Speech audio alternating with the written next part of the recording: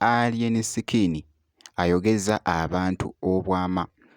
olw'okulaga bwali munanga ate emabega w'omuyimbi King Saha ku byagenda maaso King Saha makati ga Pallaso eside so ngenda kubeera nga mbikutuusaako munanga ate byogeza abantu obwama byengenda okubeera nga nkutuusaako wabula nga ate omuyimbi munanga ate Pallaso avuddeyo ali mukakasa munanga ate wano yayingidde dda munanga ate studio. Bampita Jaminati nsinza ku Jaminati Yugi wabula kansuke nkutegeeze nti woobeera nga tonnaba kulayikinga video ogirayikinge kw'ossa ate n'okusubscribinga kasita obeera nga tonnaba wabula ntandise munanga ate n'omuyimbi Alien Skin ku interview ebadde emugibwako ko munanga ate mu katambi kano akageetinze viral. Omuyimbi Alien babadde bamubuuza wali wabula n'abaako munanga ate byayogera makkati awo ku muyimbi King Saha. Bayirudi n'okutta abantu baabwe manisuri abeeremu egendereza yo manisuri era muwamu ku security ye simumatira nnyo manisuri naye tekyetaagisa kanti kati olaba nze nasooka abayimbi bonna okumanya famire eyo kinfuula legend tujja bituukako tujja tuuka n'okutuuka ku top dancer baga obimanyi jobifayo nanjiri kunako story nesiri wati. Ebyo byonna nga biri weebityo omuyimbi King Saha yavuddeyoko muganda wange n'alaga ettabbu yakutte akatambi n'akateeka munanga ate ku profile ye eya TikTok wabula saawundi eyabadde munanga ate mu katambi ako ng'ali mukooza munanga ate emmotoka lwabadde luyimba lwa Alien Skin.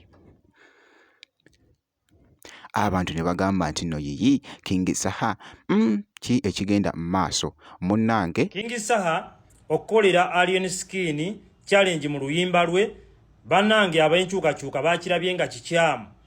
naye King Saha obuzibu bw'ayina nti wa mutima muki mulungi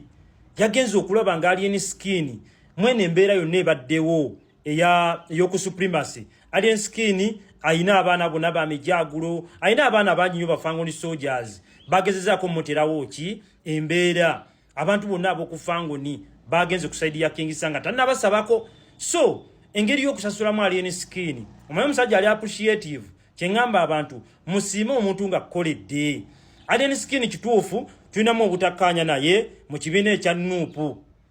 naye Alien Skin naye yayiyeewo muki omubiri ku musajja waffe wa Nuupu yeye ensonga lwaki walabye vidiyo eyo ba challenge eyo omusajja asiima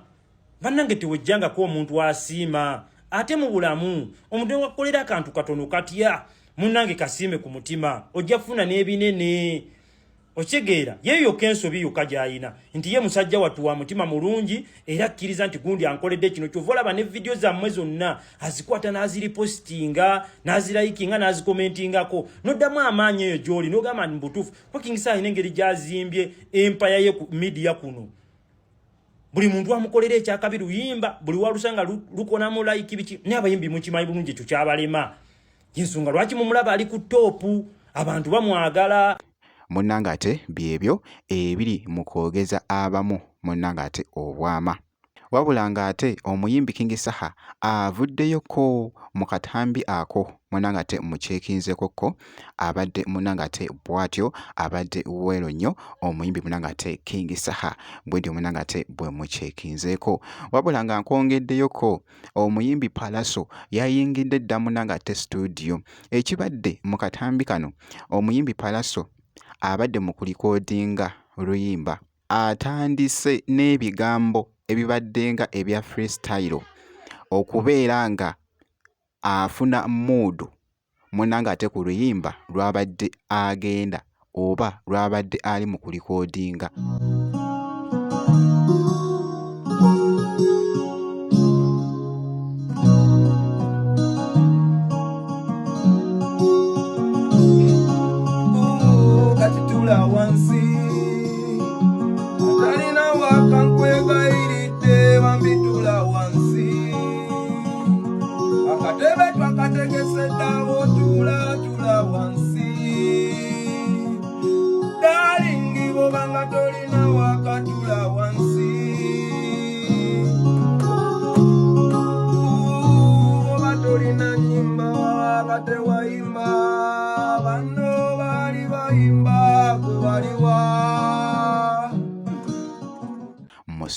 video producer we abadde yakikuttemu dda omuyimbi munanga ate Pallaso bwentyo bwe mucekinzeeko mu katambi ako ke mbadde ndaba akabadde katambula munanga ate wali ku TikTok. Ky'olina okola kusigala nga osubscribinga kasita obeera nga tonnaba tujja kubeera nga tukuwa update kasita obeera nga osubscribinze.